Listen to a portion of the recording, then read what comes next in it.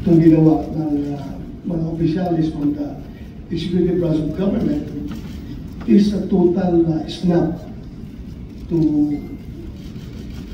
as far as we're concerned. And ito'y tahasang pagbaliwala sa doktrina ng checks and balances ng ating gobyerno. Kung ayaw na mag-attend ng hearing, ibig sabihin, ayaw nila magpapacheck sa atin na co-equal branch of government.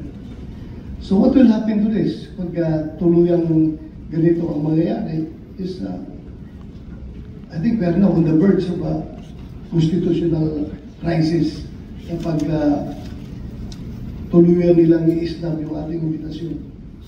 Wala na mangyari. Wala na respetuhan ito sa isang kapwa co-equal branch of government.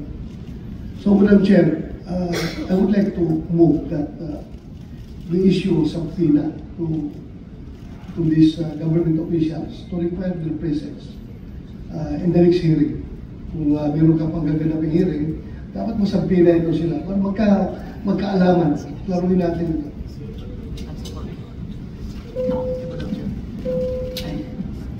Maraming salamat, Senator Ronald De La Rosa.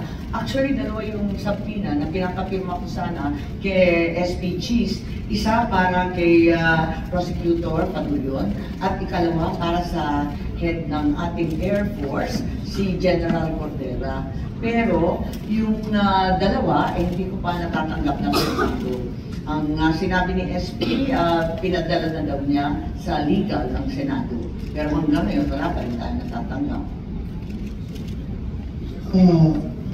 Tama po natin, Madam Chair, kasi alam mo, if this situation is left unchecked, ang mangyayari sa atin dito is hayaan na lang natin na meron tayong Philippine National Police na patuloy na nilalabag yung ating konstitusyon at ang ating mga batas.